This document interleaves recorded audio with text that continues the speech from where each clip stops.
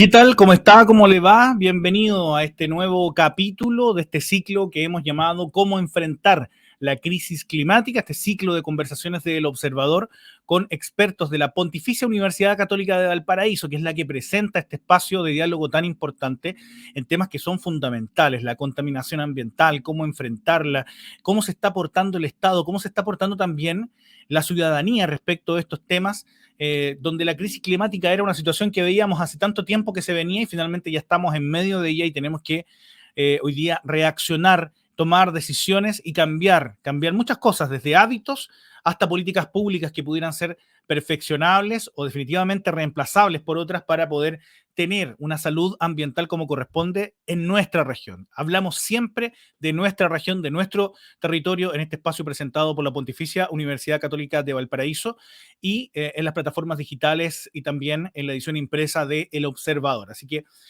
bienvenidos a este nuevo capítulo donde vamos a conversar sobre contaminación atmosférica y de suelos, y nos vamos a centrar un rato importante en conversar sobre la situación particular del caso de Quintero y Puchuncaví y todo este sector conocido como la Bahía de Quintero Puchuncaví, que tiene tanta actividad industrial, pero muchas otras actividades también dentro del mismo territorio y que tienen que convivir en un escenario que no es fácil y que ha sido centro y ejemplo, en algunos casos, por cierto, que mal ejemplo, de cómo se puede descontrolar una situación y terminar en un problema todo aquello que en algún momento se entendió como una solución en los procesos de industrialización del país. Un territorio con 22, 23 industrias en el lugar, una bahía que tiene mucha actividad marina, pero también que hay mucha actividad pesquera, de turismo de intereses especiales, la mezcla entre lo rural y las zonas marítimas, etcétera. Un espacio tan especial y que vamos a dedicar tiempo para conversar sobre él ahora. ¿Con quién? Con un experto que conoce el territorio casi como la palma de su mano. Vamos a presentar a quien hoy día va a ser parte de este capítulo de cómo enfrentar la crisis climática, al profesor, al académico del Instituto de Química de la Pontificia Universidad Católica de Valparaíso, Waldo Quirós, a quienes queremos darle la bienvenida a este espacio. ¿Cómo estás, Waldo? ¿Cómo te va? Hola Claudio, gracias por la invitación. Bien, bien, bien, aquí estamos. Waldo, a ver, yo soy un poco resistente a este concepto y yo quiero partir preguntándote por él. Por este concepto de zona de sacrificio. ¿Te gusta el concepto de zona de sacrificio? ¿Y por qué te lo planteo? Porque, bueno, sin duda es que de alguna manera se ha dedicado un territorio, y en el caso de la región Quintero, Puchuncaví, Concón, a una actividad que el país necesita, pero que genera impactos en el territorio donde se instala. Pero por otro lado, el concepto también estigmatiza ciertos sectores geográficos y la verdad es que yo nunca he logrado acordar conmigo mismo, digamos, el hecho si me gusta o no me gusta el concepto, tiende más bien a no gustarme. ¿A ti qué te parece ese concepto de zonas de sacrificio para delimitar aquellas que han sido dedicadas a la actividad industrial y que hoy día obviamente están viviendo los efectos de ese perfil productivo? Sí, mira, el concepto de zona de sacrificio, si yo me pongo academicista, está malo. No existe el concepto zona de sacrificio en la academia. Sin embargo, yo creo que a nivel de lo que es el lenguaje común, es un concepto que está justamente aplicado, independiente que estigmatice. ¿Por qué? Porque hay que entender que la actividad industrial tiene una doble cara. O sea, por un lado, aporta beneficios económicos y materiales a la sociedad. O sea, desde la revolución industrial, los indicadores de desarrollo humano han aumentado enormemente. Sin embargo, la industria primaria, o sea, la que procesa materiales primarios, es una industria que es altamente contaminante. Entonces, ¿por qué creo yo que es justo el término zona de sacrificio? Porque los beneficios de la actividad industrial, que es un mayor desarrollo económico y material, no se ven plasmados en la zona, pero los perjuicios de la actividad industrial sí.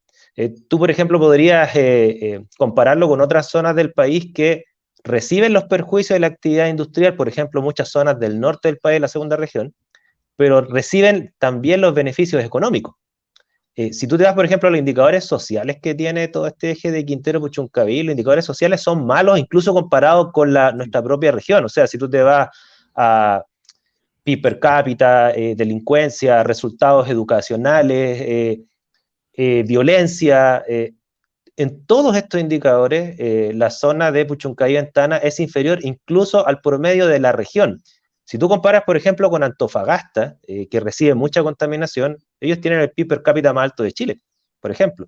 tiene los índices de cesantía más bajos de Chile, al menos hasta la última estadística que yo revisé. Entonces, efectivamente es sacrificio, porque es una zona que, insisto, acumula los perjuicios de una actividad industrial y los beneficios no se ven plasmados. Te entiendo perfectamente. No había tenido este perfil de explicación, sobre todo en lo que es comparativo con otros territorios que también tienen en su geografía trabajo industrial, pero que tiene de alguna manera una compensación en lo que tú nos comentas. Y la verdad que no había tenido esa perspectiva, me parece muy interesante, sobre todo porque uno pudiera pensar que, por ejemplo, zonas como Quintero o Puchuncaví, pero particularmente Quintero, que es como una suerte de cabecera del territorio, debiera, por ejemplo, tener el mejor hospital de la región o índices de atención en salud primaria que también estén dentro de los primeros, sabiendo que hay una comunidad expuesta a una serie de actividades industriales y por lo tanto se requeriría tener un monitoreo permanente de su salud y de atención cuando corresponda, pero tampoco es así desde ese punto de vista. Claro, entiendo, mucho lo que aporta y poco lo que recibe, y desde ese punto de vista se comprende el concepto. Sí, exactamente. De hecho, mira, yo viví en Antofagasta un año, yo trabajé en una industria minera un año, y tú veías la diferencia económica entre Antofagasta y la quinta región. Ya sea los niveles de pobreza, el acceso a trabajo, el nivel de los sueldos era muchísimo más alto que el de la quinta región, y ciertamente que había contaminación, eso es innegable, ¿ok? Pero como tú bien dices, incluso en términos de salud primaria, si tú haces la proporción de centros de salud versus la proporción de la población en esa zona, comparado con el resto de la región, ni siquiera cumple esa proporción de regla de 3. Entonces, claramente uno podría recurrir a muchos más indicadores. Yo he buscado todos los indicadores que he podido que están disponibles en el gobierno, y fíjate que no he encontrado ningún solo indicador positivo de la zona comparado con el promedio de la región. Y eso debería ser completamente al revés. O sea, esa Sí, claro. zona debería ser la más rica de la región, al Sí, claro. menos, al menos. Los Andes, Quintero, Puchuncaví, Uh-huh. las zonas, por ejemplo, de la provincia de Petorca, que también están dedicadas de alguna manera a la producción de la agroindustria y la minería. Claro, son zonas que ceden sus territorios a una actividad industrial importante de distinto perfil y que uno puede revisar que coinciden justamente con aquellas zonas que están muy empobrecidas de manera integral, y eso es una perspectiva social que no siempre sale a la luz, porque, a ver, no sé si opinas igual, pero muchas veces no, cuando hablamos de contaminación o hablamos de crisis climática, siento que nos estamos quedando casi siempre en la cáscara, digamos, en el discurso fácil de algunos representantes de organizaciones y respuestas de las autoridades por otro lado y de las empresas por otro, donde siempre nos quedamos en esta superficie, y este análisis respecto, por ejemplo, el que estás haciendo tú, se ha visibilizado poco o estamos poco acostumbrados a darle espacio suficiente. Ahí también está la responsabilidad nuestra como periodistas, por ejemplo, de hacerlo visible. Eh, ¿Sientes que hay un desequilibrio o hay mucha falta de información para entender la verdadera envergadura de los problemas socioambientales que se presentan en Quintero, Puchuncaví, en aquellas zonas que tienen más problemas ambientales en la región? Sí, por cuanto se ha transformado, aunque no sé la causa, pero se ha transformado, creo yo, también en una herramienta política que ha tergiversado la complejidad del problema. Y me explico. Cuando tú te vas a los orígenes de los problemas ambientales de carácter mundial, estos comenzaron con la revolución industrial. Pero también hay que entender por qué comenzó la revolución industrial y finalmente las industrias, yo soy químico industrial, insisto, las industrias, hay una gracia que tienen, que procesan grandes cantidades de energía y materia de forma muy eficiente. Y si uno mira la estadística, efectivamente la industria ha alimentado, ha abrigado y le ha dado refugio al mundo. Eso es innegable. Si tú te vas a toda la estadística de desarrollo humano que habían antes de la industria, la humanidad era miserable. O sea, hay que decirlo con esa claridad. O sea, esta visión romántica de la sociedad preindustrial, como que estábamos en equilibrio con la naturaleza, que nos proveía de comer y que éramos felices con mucho tiempo, no tiene ningún arraigo con los datos. O sea, el 90% de la población era desnutrida antes de la revolución industrial. La expectativa de vida eran 30 años. Cuando vino la revolución industrial, efectivamente, logramos que el suelo, por ejemplo, alimentara a mucha más gente y por mucho menos precio, y las estadísticas muestran que hoy en día menos del 10% de la población humana está en desnutrición. Todavía nos queda mucho por desarrollar. Entonces, ahí tú tienes el origen. Ahora, ¿qué es lo que pasa? Que la industria produce más bienes y servicios a precios más accesibles, eso es lo que muestran los datos, pero producen contaminación. Entonces, finalmente lo que uno trata de hacer como sociedad, al menos eso es lo que ha hecho la sociedad occidental al menos, es tratar de mantener este desarrollo que nos ha salvado la vida, nos ha extendido la vida, nos ha alimentado más, nos ha dado más tiempo libre, pero que no ponga en peligro la sustentabilidad del desarrollo futuro. Sí, ese es el tema. Y resolver eso es muy, muy difícil. No, no es una cosa simple, más aún con una población que está aumentando en número de forma imparable. O sea, somos 7.000 millones de seres humanos y a fin de siglo vamos a ser 12.000 millones de seres humanos de acuerdo a las proyecciones demográficas. Entonces, ¿cómo resolver esa ecuación? Eso refleja que es un problema complejo, no es la caricatura simple de que hay que eliminar a los industriales porque se Claro. están enriqueciendo. Ciertamente que se están enriqueciendo, pero por productos que nosotros compramos y necesitamos. Entonces, aquí no hay que caricaturizar esto. Y desde mi punto de vista, quizás lo que voy a decir no es muy popular, se ha instrumentalizado las demandas ambientales a través de la política. Y eso ha generado esta especie de lucha de clases, entendiendo que aquí no vamos a resolver esto con una lucha de clases. Como una suerte de o eres ecológico o eres industrial, que es Claro. imposible que los dos mundos puedan convivir. Como que ha quedado instalada esa idea en vez de repensar las formas de producción industrial para hacerlas más compatibles con el entorno. Hay mucho de eso, hay mucho de eso de, o tú estás en un lado, y si no estás en mi lado, estás contra mí. Y esa polarización que se vive en la política partidista, etcétera, etcétera, también se ha traspasado de alguna manera al debate ambiental, quitándole harta seriedad, cuando deberíamos estar muy urgidos por tener un debate serio para poder llegar a soluciones serias también. Sí, sí, yo estoy de acuerdo con ese diagnóstico, por cuanto esa caricaturización realmente te ahorra estudiar. Es súper fácil dar respuestas simples de decir, bueno, tenemos que ir en contra de las industrias. No, pero es que hay que tratar de ver de Mm. cómo alimentamos, damos refugio y abrigo a la humanidad, tratando de hacer en menor cantidad de daño medioambiental sin perjudicar el desarrollo futuro de las generaciones que vienen. Eso, si es que alguien dice que hay que destruir la industria o hay que erradicarla, lo que sea, entonces que proponga una solución de cómo alimentamos, cómo le damos refugio y abrigo a la gente para no morirnos a los 30 años. Entonces, cuando uno empieza a analizar finamente eso, ahí las soluciones no se vuelven tan simples. Y por otro lado, hay un autoanálisis que hay que hacer. O sea, si bien es cierto, hoy en día se genera como una contradicción, ¿no? Que las generaciones actuales son lejos las con mayor conciencia ecológica de la historia de nuestro país, Claro. pero también son las que más energía consumen por lejos.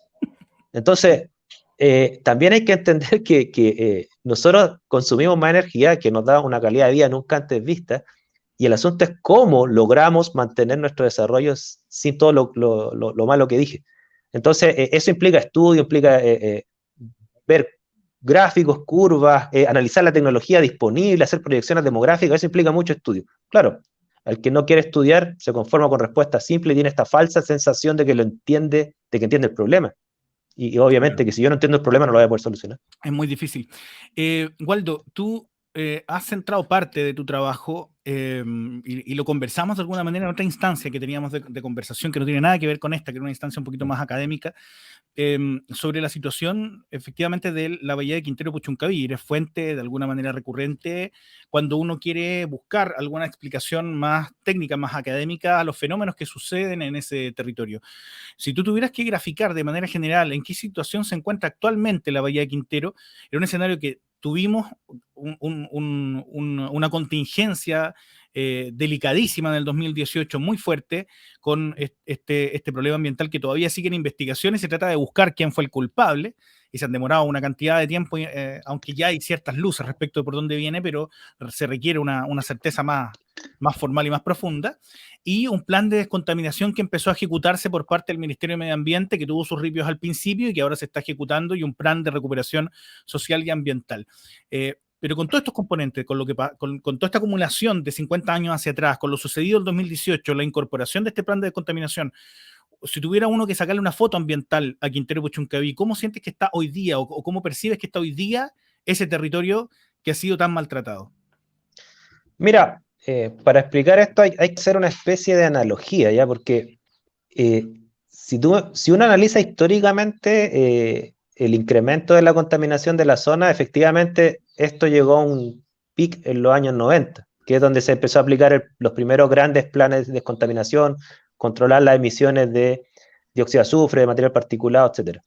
O sea, alcanzamos el pic más negativo en términos de la cantidad de emanaciones y el número de episodios episodios críticos de contaminación atmosférica, efectivamente lo alcanzamos más o menos en esa época, ¿ya?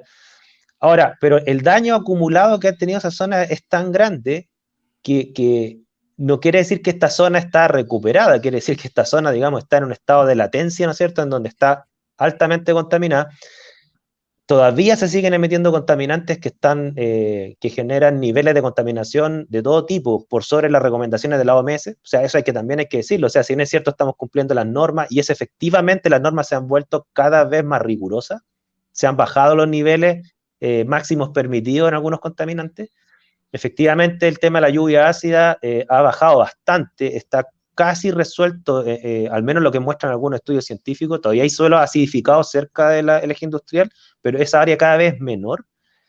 Pero no estamos ni cerca de tener una zona recuperada. O sea, eso también hay que ser bien claro con esto. Y lo explico así desde dos puntos de vista. Uno podría pensar que hay buenas perspectivas para la contaminación atmosférica, en la medida en que se vuelvan las normas más rígidas, en la medida que la industria invierta en tecnología para abatir o bajar los contaminantes.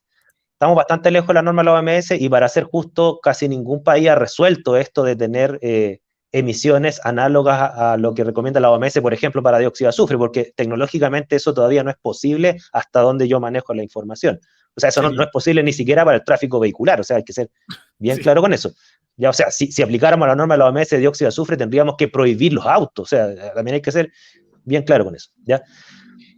Pero pocos dicen eso, ¿ah? Pocos dicen eso. ¿Sí? Solo se quedan en la demanda hacerle caso a la OMS, pero este análisis que tú estás haciendo parece tan evidente, pero bastante novedoso. Lamentablemente novedoso, porque pocas personas lo dicen con esa claridad.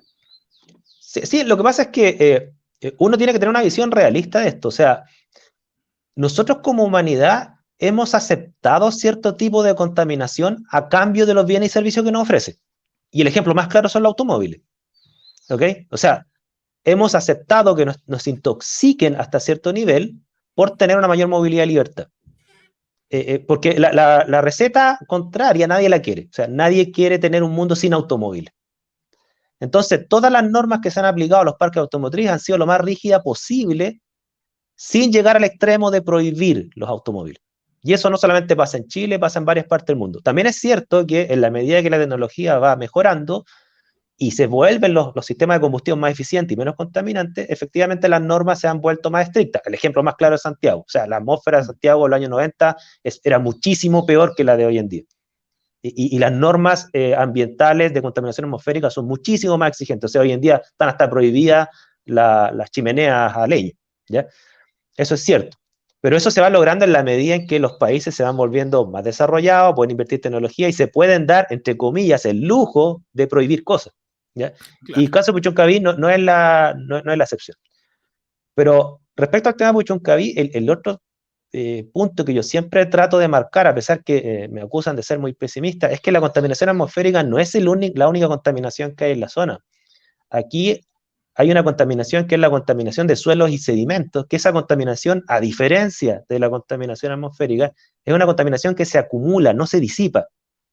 O sea, para hacer una analogía a la gente, es como que ustedes tengan en su mesa limpia y la dejen ahí por 50 años. Se va a acumular polvo. ¿Ok? Claro, limpiar la mesa de un polvo de 50 años se hace rápido, pero es que limpien el polvo que se acumuló de 50 años en un radio de 100 kilómetros cuadrados. Eso no se puede hacer. Eso no se puede. ¿Se fijan? Te iba a preguntar justamente de eso, porque eso sí que es un escenario bastante más hostil y más complejo. Y tú te has especializado mucho en eso. Y quiero, en la segunda parte de la conversación, que partamos conversando sobre la contaminación de suelo y de sedimentos, que es algo que hoy día, al menos en lo que yo manejo, no se ha atendido o no se atendió suficientemente. Yo desde mi ignorancia no sé si porque no se puede o porque no ha habido voluntad para hacerse cargo de una cosa que es tan compleja como esa, con varios ejemplos incluso en la salud de los niños del territorio. Vamos a hacer una pequeñísima pausa y volvemos con este interesante tema y de conversación, donde estamos develando cosas que son importantes respecto de la crisis climática, la contaminación en nuestros territorios, en la región de Valparaíso, particularmente en la zona costera de Quintero y Puchuncaví. Vamos y volvemos con este ciclo de conversación presentado por la Pontificia Universidad Católica de Valparaíso.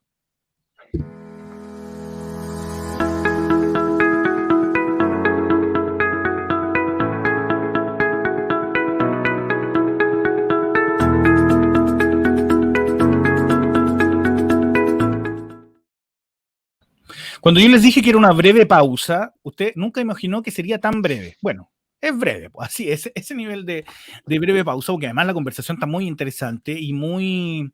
Además hemos aprendido mucho en este ciclo, cosas que hemos podido aprender en sencillo, cosas que se plantean muchas veces de manera muy compleja, conversando en este caso con Waldo Quirós, académico del Instituto de Química de la Pontificia Universidad Católica de Valparaíso, y que tiene una expertise importantísima en el desarrollo de su profesión en lo que sucede en Quintero, Puchuncaví y Concón. Estamos hablando de la contaminación de suelos y de sedimentos. A ver, primero, me parece que es un tema en el que tenemos que detenernos. ¿Qué se encuentra en el suelo y en los sedimentos de ese territorio, de Concón, Quintero y Puchuncaví? ¿Qué hay ahí? Sí, bueno, hay cosas que te puedo decir que hay y hay cosas que uno supone que existen, pero nadie las ha monitoreado. Y basado un poco en experiencias internacionales. O sea, tanto suelo como sedimentos se les consideran siempre los reservorios de los contaminantes. O sea, ¿qué quiere decir? Que lo que va a parar al agua, gran parte de eso termina acumulándose en sedimentos. Lo que va a parar a la atmósfera, gran parte de esto va a parar a los suelos. Y por lo tanto, reflejan la memoria y la contaminación de años o décadas. ¿Qué es lo que va a parar ahí? En términos generales, en el caso de los suelos, lo que va a parar ahí son material particulado, ¿ok? Que es el material particulado sedimentable, o sea, es como que quien barre el suelo, se levanta polvo y ese polvo va a caer alrededor. Ese polvo en este momento lo están levantando la industria. Y ese polvo es lo que va a caer en los alrededores, parte de ese polvo. ¿Y ese polvo qué es lo que tiene? Bueno, tiene contaminantes orgánicos, algunos de ellos cancerígenos, tiene además lo que la gente conoce como metales pesados, que muchos de ellos son bastante tóxicos, ¿no es cierto? Como mercurio, como arsénico, cadmio, plomo, etc. Ahora, también se piensa que con alta plausibilidad existen contaminantes orgánicos tipo solventes, ¿ok? Porque también hay actividades industriales análogas en la zona, entonces no sería extraño que encuentren eso, pero no lo puedo decir con responsabilidad porque no hay un monitoreo hecho. Pero en otras partes del mundo se encuentra más o menos lo mismo. O sea, los típicos contaminantes metales, aceites, compuestos orgánicos, etc. Y en el caso de los sedimentos es prácticamente lo mismo, con una química un poquito distinta, pero hay estudios que muestran que los niveles de cobre, los niveles de plomo son altísimos en los sedimentos. De hecho, tan es así que, no sé si ustedes se recuerdan, hubo un episodio bien lamentable de gente que trabajaba cultivando ostras, y las ostras le empezaron a aparecer verdes, que era una altísima acumulación de cobre y tuvieron que dejar de venderle ostras a los japoneses. Bueno, de ese tipo de contaminación estamos hablando. Y claro, lo que yo les decía, la diferencia con la contaminación atmosférica es que esa contaminación se acumula, no se disipa. Entonces, si yo cierro las industrias hoy en día, esa contaminación no va a desaparecer en tiempos de vida humanos. Esa contaminación se disipa a escalas ya,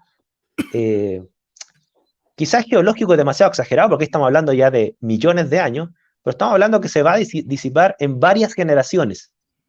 Salvo que exista alguna tecnología que remueva eso, pero hasta donde yo sé, no hay una tecnología que sea factible de aplicar para remover esa contaminación. Hoy día los indicadores de logro en los planes de descontaminación, al menos en el que se está ejecutando el Ministerio de Medio Ambiente en el territorio, están basados en lo que se está ejecutando, obviamente, en lo que se ha medido y lo que se está ejecutando, que es el monitoreo de la calidad del aire en el territorio. Un modelo que tal como lo explicabas tú, está operando respecto de la acción de las industrias, de detener faenas cuando existen eventualidades de episodios críticos, cuando la situación climatológica te advierte que puede que el movimiento de los vientos permita o facilite la concentración de contaminantes en el lugar y por lo tanto se pide bajar el funcionamiento de ciertas industrias o ciertos tipos de contaminantes, y de alguna manera estamos viendo cambios y mejoramientos históricos en la calidad del aire en ese territorio, hechos que son importantísimos y que han bajado también los episodios críticos o las situaciones que ha habido que enfrentar o las emergencias ambientales. ¿Por qué? Tal como lo explicabas tú, porque efectivamente son factores que se pueden manejar de alguna manera, con un ordenamiento distinto, con un liderazgo en particular. Pero en el caso de la contaminación de suelos, que tú te la llevas a la casa. O sea, tú pisas y te la llevas a la casa, los niños juegan y se lo llevan a la casa, juegan o tenemos actividades cotidianas y tú te puedes llevar esa contaminación a la casa cuando está en el suelo donde tú vives. Entonces, si bien comprendo lo que tú me cuentas en torno a la cantidad de tiempo que tiene que pasar para una recuperación plena de esos territorios, eh, ¿qué otras cosas pueden hacerse para poder mitigar eso? O sea, ¿qué podemos demandarle a las autoridades, a las empresas o quien sea que haya que demandar algún tipo de acción para que esa contaminación que está en el suelo y en los sedimentos al menos se pueda mitigar parcialmente? ¿Existen hoy día posibilidades de, de tomar decisiones en ese sentido? Sí, existen decisiones que se pueden tomar para bajar la probabilidad de que el suelo me contamine a mí como ser humano, ¿ya? Pero bajo ningún punto de vista hay una forma de eliminarlo en el corto plazo. O sea, me explico. Normalmente cuando existen suelos contaminados, cuando se hace el estudio de impacto ambiental, una cosa que recomiendan, por ejemplo, es que los automóviles y los camiones no transiten cerca de las zonas residenciales porque levantan polvadera que esparcen esa contaminación, ¿ok? Es una medida como parche, o sea, en el fondo, porque si pasaran los automóviles cerca de los hogares, ¿no es cierto? Claro, todo ese polvo que está ultra contaminado, por mucho que las personas hagan higiene en su casa, barran, echen agua, o incluso una medida que también se podría aplicar a nivel de hogar, que es literalmente sacar los primeros 20 centímetros del suelo y sacarlos de ahí y llevárselos a otro lado, que es lo que se hace, entre paréntesis, cuando tú quieres instalar una zona residencial sobre un suelo contaminado. Normalmente se hace eso, ¿ok? Se saca la costa. Una remediación, ¿no? O sea, hay dos formas de hacerlo. Una es una remediación, otra es una remoción. Ya, literalmente tú sacas ese suelo y te lo llevas a un vertedero de desechos químicos, ¿ok? Y tú rellenas con un relleno no contaminado. Esa sería la medida más extrema. Claro, eso se puede hacer cuando tú tienes, no sé, pues, 1 kilómetro cuadrado, una cosa así. Claro. Pero cuando tú tienes que a 20 kilómetros a la redonda hay cierto grado de contaminación demostrada, eso claramente se vuelve inviable. Las remediaciones que se hacen a veces se mezclan con otras sustancias químicas que tanto bajan levantar la polvadera, o sea, son antipolvo, como también son sustancias químicas que se llaman que inertizan los contaminantes, o sea, los dejan fijos para que no entren a los vegetales. Claro, esa es una forma también de hacerlo, pero nuevamente, se puede aplicar a baja escala, porque si tú lo hicieras a una escala gigante, la cantidad de materiales que tendrías que llevar ahí, no sé si es financiable. Entonces, por eso cuando yo digo que la situación no tiene remedio en una escala humana, es por la magnitud, no por la tecnología puntual que sí se puede aplicar en una casa. Entonces, claro, ¿qué recomendación les puedo dar a la gente? Limpien bien, echen agua para que no se levante polvo, en lo posible pongan hartos vegetales, hay varios vegetales que fijan algunos contaminantes, incluso algunos que se llama la fitorremediación, absorben parte de esos contaminantes, de forma que cuando uno cosecha los vegetales se llevan algo de esa contaminación. Pero esa es una cosa muy, muy local que se puede hacer y bueno, siempre que el gobierno apoye, bienvenido, digamos, pero insisto, pero eso no resuelve el problema. ¿Y qué resuelve el problema, Waldo? ¿Tendremos en algún momento un Quintero Puchuncaví con cierto nivel de salud aceptable, de salud ambiental me refiero, ¿no? Bueno, que también tiene vínculo con la salud de las personas, por cierto, pero uno podría hablar en algún momento de un Quintero, un Puchuncaví con saludable en algún momento, porque alguien hizo algo bien, porque hubo una consecución de decisiones, de hechos, de acciones, de proyectos que funcionaron y podemos ver una realidad diferente, no sé, estoy inventando, de aquí a 5, 10, 15, 20 años, no sé. ¿Es viable un escenario de ese tipo? ¿Qué habría que hacer para llegar a él? Claro, o sea, la respuesta a tu pregunta siempre depende de la escala de tiempo. O sea, si tú me dices a 1 año, no veo cómo, No, honestamente. no, A sin 5 duda. años no veo cómo. Cuando tú ves los casos exitosos de lugares habitados altamente contaminados con gran actividad industrial que han logrado limpiar la ciudad a niveles aceptables, ¿no es cierto? Siempre se dice el caso japonés, que Japón, obviamente un país muy industrializado, y Tokio lo tenían hecho un desastre con su primera industria. Claro, ellos lo lograron, pero lo lograron con políticas que, por ejemplo, implica cambiar de lugar las industrias que no había forma de evitar que contaminen, ¿ok? Y poner restricciones cada vez más rígidas a lo largo del tiempo para industrias que sí podían adaptar su tecnología y emitir menos. Sumado a todo un tema de reciclaje, conciencia, bueno, que los orientales tienen toda esa conciencia de la higiene bastante arraigada. Pero estamos hablando que eso Japón lo logró entre los años, no sé, después de la Guerra Mundial, ¿no es cierto?, cuando se industrializó mucho, hasta casi fines de los 90. O sea, estamos hablando que se demoró varias décadas y con una política sumamente agresiva para lograr limpiar Tokio, ¿ok? Si nosotros lo llevamos a nuestra realidad, claro, en Santiago, imagínate la cantidad de décadas que llevamos batallando por limpiar cada vez Santiago y todavía no logramos niveles aceptables de contaminación, a pesar que hemos mejorado mucho. Y también ha implicado cerrar industria en periodo de emergencia, mover algunas otras, o sea, no dar la autorización en el fondo, prohibir quema de leña, etcétera. Entonces, todas estas soluciones que supongamos que se quieren aplicar en Puchuncaví y Ventana, tomarían esos márgenes de tiempo. O sea, yo dudo que nosotros logremos un margen de tiempo inferior a lo que hicieron los japoneses, por ejemplo. Como para tener ese resultado óptimo del que yo te planteo, casi como un escenario casi providencial. Claro, claro, Casi claro. Por eso mi opinión, y ahí arriesgo a equivocarme, si me quieres criticar no tengo ningún problema. Si alguien quiere aportar así una tecnología que yo desconozco, yo feliz aprendo. No estoy en una parada así de defender postura. Yo por eso soy de la idea que para la gente que vive ahora aquí, que ahora está viviendo aquí y hace 20 años, 30 años está viviendo ahí, yo no veo otra opción legal distinta a la indemnización. O sea, yo tengo entendido, no soy abogado, que las indemnizaciones tú recurres cuando ya el daño no lo puedes remediar y por lo tanto tienes que compensar. ¿Ok? Entonces, claro, para la gente que vive ahí y que no puede esperar 20 o 30 años para que se haga justicia, ¿no es cierto? Pues bien, yo considero que la indemnización es una buena medida porque les va a poder permitir ya sea mejorar su calidad de vida o irse del lugar si es que quiere hacerlo, claro. ¿ok? Pavimentar, por último, un espacio amplio de su propiedad, no sé. Por ejemplo, o Claro, sea, entonces, o contratar un sistema de remoción, o sea, muchas formas que lo podrían claro. hacer y no seguiríamos viendo morir a generaciones que no se hizo justicia. Entonces, yo creo que esa es como la medida más racional que se me ocurre en base a la información que manejo. Ahora, ¿qué opinión tienes sobre el proceso de descarbonización del país, de la eliminación progresiva del carbón como combustible que ha sido usado por tantos años en la matriz energética en Chile, que en el territorio además tiene plantas de generación eléctrica que han funcionado con carbón? ¿Crees que es una medida suficiente tanto en su forma como en sus tiempos? ¿Están pidiendo acelerarlo? ¿Es viable acelerarlo mientras no haya suficiente cantidad de infraestructura para poder transportar toda la energía de energías renovables no convencionales del norte de Chile? No sé, son tantos factores, pero ¿qué opinión tienes tú sobre cómo se está desarrollando ese proceso de descarbonización?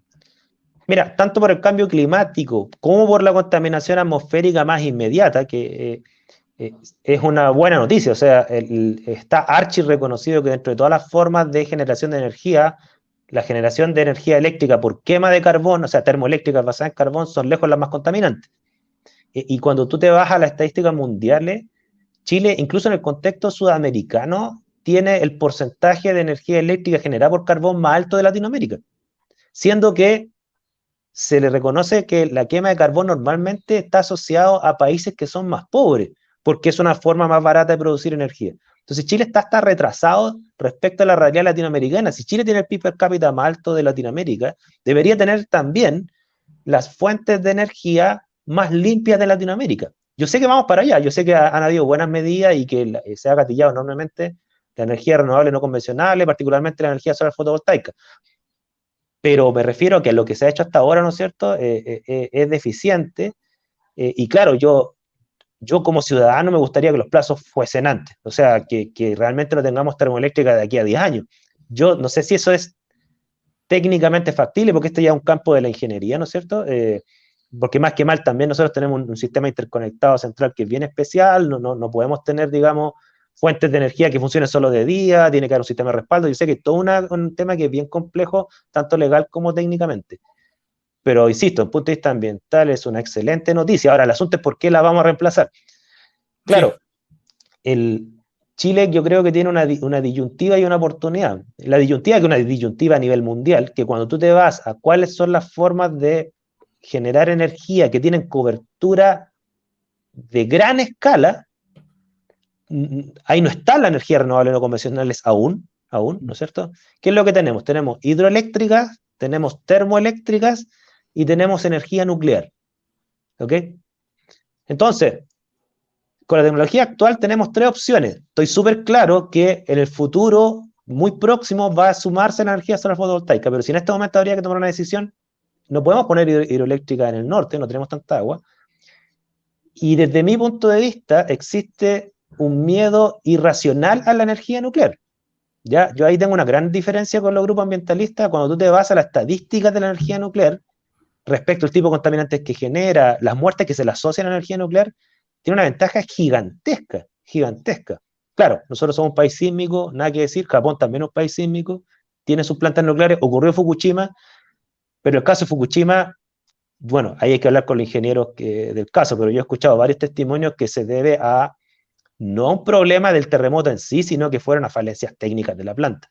O sea, una planta bien mantenida no debería pasarle nada. Pero bueno, yo tengo claro que esa opinión mía ya nació políticamente muerta. O sea, jamás va a haber energía nuclear en Chile. Pero hay que plantearlas porque estamos Sí. muchas veces tomando decisiones sobre la base de las declaraciones políticamente correctas y no siempre son las científicamente correctas. Y ahí uno empieza a dudar en torno a qué hacerle caso, digamos, al escenario político actual que demanda ciertas cosas sobre la base de algunos supuestos o algunos mitos, o a aquellos que aportan desde la ciencia, desde el análisis, desde las competencias técnicas, las soluciones que necesitamos para tener una mejor matriz. Así que no hay que tener vergüenza plantear este tipo de ideas, y efectivamente puede que haya mucha mitología en torno a ella. Mira, desde el punto de vista del manejo de información de la gente, bueno, tú debes conocer lo que sucede con la termoeléctrica Los Rulos en Limache, que es una termoeléctrica de ciclo combinado. Si uno tuviera que analizar técnicamente, me ha tocado reportear el tema y además comparativamente con las otras plantas de termoeléctricas de ciclo combinado, debe ser, si no la más, una de las más con mayor tecnología, que es la que pretende construirse en ese sector. Un sector, por cierto, que tiene otro perfil productivo, otro perfil de vida, y por lo tanto la oposición que ha habido a esa termoeléctrica ha sido grande y muy justificada, por cierto. Pero uno tiende a comparar y a entender que son casi lo mismo las termoeléctricas a carbón que las de ciclo combinado. Son tan parecidas, son tan cercanas. ¿Te parece que además en una progresión del tiempo que no sea tan larga también debieran eliminarse este sistema de producción de energía a través de ciclo combinado, que en palabras sencillas combinar el gas natural con el vapor de agua? Y el consumo de agua también es un factor ambiental que, por cierto, preocupa. Sí, mira, los estudios cuando tú ves la magnitud y el tipo contaminante que emiten las termoeléctricas basadas a gas versus la basada a carbón, todos los estudios muestran que las termoeléctricas basadas a gas emiten muchísimo menos contaminación que la basada a carbón. O sea, no estoy hablando que emiten un 10% menos, un 20% menos, estamos hablando que emite varias veces menos, ¿ok? Entonces, desde ese punto de vista, hay que ser justo, o sea, no podemos juzgar a esa termoeléctrica con el mismo nivel de rigurosidad que se le haría a la termoeléctrica de Género en Puchuncaví. Ya, eso hay que ser claro con eso. Mi problema con esa termoeléctrica es otro, o sea, es que finalmente el eterno problema los planos reguladores, o sea, ¿por qué se instala ahí? Yo soy químico industrial, claro, los procesos industriales bien controlados, efectivamente, en una tecnología como esa, podría contaminar poco y generar una perturbación bastante baja. Si el problema no es, el problema es cuando se salen de control. Si gran parte de lo que ha pasado en Puchuncaví, por ejemplo, cuando tú ves que niños se desmayan, es porque se les sale el proceso de control. Y un proceso industrial complejo, la probabilidad que se salga de control es enorme. Y son esos pequeños lapsos de tiempos los que generan problemas, ¿ya? Entonces, dado que una industria es contaminante, peligrosa, ¿no es cierto? independiente que bajo control, puede que no lo sea, ¿no es cierto? El asunto es por qué los planos reguladores la ubican ahí. Entonces, mi crítica más que técnica es política, o sea, es decir, ¿quién diablos discute los planos reguladores y qué participación tiene la gente en la que vive ahí, en la construcción de esos planos reguladores para permitir que se instale una industria ahí? Porque hay un principio ético precautorio de decir, mira, puede que no pase nada, pero hay un riesgo que ¿por qué lo tiene que asumir la gente? A eso es a lo que me refiero. Ya es como que yo te dijera, mira, yo pongo al lado de tu casa una planta de explosivos y te muestro que mi tecnología, mientras funcione, no va a haber ningún accidente. Es que el problema no es ese, pero el problema es que es riesgoso, ¿no es cierto? Y esa planta explosiva debería estar alejada de cualquier asentamiento humano, de eso estamos hablando. ¿Ya? Claro, ¿qué pasa cuando no funciona, digamos? Claro, Cuando o sea, por algún motivo eso no funciona. los planos regulares bien hechos tienen que tener los sectores industriales alejados de los asentamientos humanos. Ese es un principio no solamente de sentido común, un principio ético. Y el asunto está que hasta donde yo sé, la participación vinculante de la gente en los planos reguladores, y tengo entendido que en Chile no existe. O sea, existe participación en el sentido de opinar, Sí, claro. Sí, claro. pero que sea vinculante, bueno, ahí hay un desafío para la descentralización del país. Ningún proceso de participación ciudadana, al menos que yo recuerde, al menos sí el que participen entreguen opiniones y las empresas tengan la obligación de responderlas, pero no necesariamente hacerle caso a esas opiniones de la comunidad cuando se reúne para plantear seriamente una serie de observaciones. Eso efectivamente es una debilidad que tiene el sistema y que permite todo este tipo de cosas. Ya no hemos pasado harto en el tiempo, pero no puedo dejar de preguntarte en este sentido, ¿quién tiene que tomar el sartén por el mango para que tengamos territorios más ordenados, con planos reguladores actualizados? ¿Quién está haciendo mal la pega? ¿Quién se está quedando en el tiempo dejándole la pega a otro o diciendo, sabéis que esto no tiene nada que ver conmigo, que lo vea otro? Porque mientras tenemos territorios desordenados, sin planos reguladores actualizados y que estén hechos a escala humana, esto va a seguir pasando y estas discusiones las vamos a seguir teniendo por años. Bueno, tu pregunta es de alta complejidad porque eso implica también una visión de mundo y una postura política. Yo personalmente creo que no solamente el problema ambiental, el problema quizás hasta la desigualdad económica, ¿no es cierto? Tiene que ver con la enorme centralización del poder que tiene Chile. O sea, desde el momento que la clase política acumula tanto poder y que las regiones no son, por mucho que hay gobernadores, no actúan como gobernadores estatales como en Estados Unidos, ¿no es cierto? O sea, no tienen independencia jurídica ni nada por el estilo, ¿no es cierto? Claro. Bueno, mientras pase eso, las decisiones se van a seguir tomando en Santiago por la clase política, que nosotros todos sabemos los problemas que tiene por el corporativismo que tiene con las empresas. Entonces, mientras pase eso, obviamente que las decisiones se van a tomar en pro del bienestar considerado centralizadamente de Oficina Santiago, pero si las decisiones de los planos reguladores las tomara la gente de la zona diría, mira, sabes que yo estoy dispuesto a asumir este riesgo por un mayor bienestar económico, y ahí existiría un equilibrio de poderes mejor, porque yo no digo que la gente rechace los rulos, pero a lo mejor la gente decide, ya, mira, acepto los rulos siempre y cuando me bajen la tarifa eléctrica a la mitad. Por lo tanto, por lo menos tendríamos una zona de sacrificio. ¿Te fijas, claro. no? Es la definición Entonces, que hablábamos al principio del claro, programa, claro. Ahora, si la gente no quiere la industria, bien, pero lo decide la gente. Si finalmente hay un principio de que las personas que viven ahí tienen más información que los políticos. Por lo tanto, las decisiones que tomaría la gente, en teoría, deberían ser mejores que las de los políticos. Los políticos no tienen la información local. ¿Te fijas, no? Entonces, mientras siga pasando esto, desde mi punto de vista, vamos a tener problemas de todo ámbito, no solamente ambientales. Pero veo eso yo en la conciencia colectiva, decir que la gente quiere quitarle poder a la clase política. Yo ahí tengo como sentimientos contradictorios, porque por un lado le quieren dar más poder a los políticos y por otro lado no. Entonces yo no sé si lo ven claramente como yo lo veo, quizás mi escala de valores es distinta, no sé. Bueno, a un programa entero esa discusión. Sí. Y más largo que este quizá. Y no nos alcance aún el tiempo para poder resolverlo, imagínate. A propósito de todo el escenario político en el que estamos hoy día, que es muy interesante, por cierto, pero algo pasa que justamente todas estas cosas que estás planteando tú son las que están en duda hoy día, y cómo se puede empoderar más al ciudadano es lo que se espera que hoy día se pueda resolver a través de, no sé, los caminos constituyentes, de nuevas autoridades, nuevas formas, nuevos modelos de relación entre la ciudadanía, las autoridades, las empresas, por cierto, que son un factor también relevante para el desarrollo de una región, pero que tienen que trabajar armónicamente para que todos puedan tener su espacio y el respeto mutuo y una salud ambiental importante, no solo en la región, sino en el país completo. Waldo, yo quiero agradecerte el tiempo que te has dado a conversar con nosotros.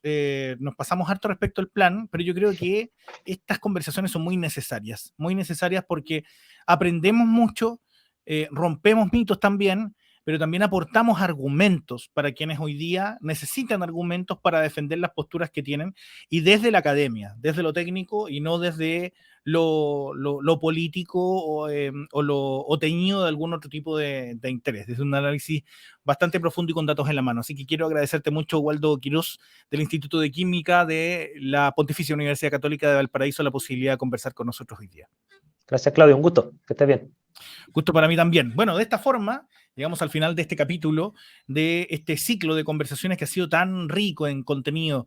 Cómo enfrentar la crisis climática, este ciclo de conversaciones del Observador con expertos PUCB, presentado por la Pontificia Universidad Católica de Valparaíso, y que, no sé, yo siento que estoy como en una joya de programa porque me entretengo además conversando con este tema, y además uno aprende mucho de personas que han estado involucrados en temas ambiental de hace muchos años, y hay que darles visibilidad, hay que mostrarlos y hacer que aporten al debate público, sobre todo en la región de Valparaíso.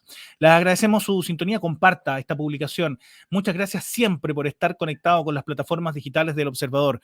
Comente, comparta, queremos saber su opinión y saber qué le parece que tengamos este ciclo, que eventualmente también podríamos ir abriendo espacio para otro tipo de conversaciones en estas oportunidades de diálogo que se presentan en las plataformas del Observador. Que le vaya muy bien.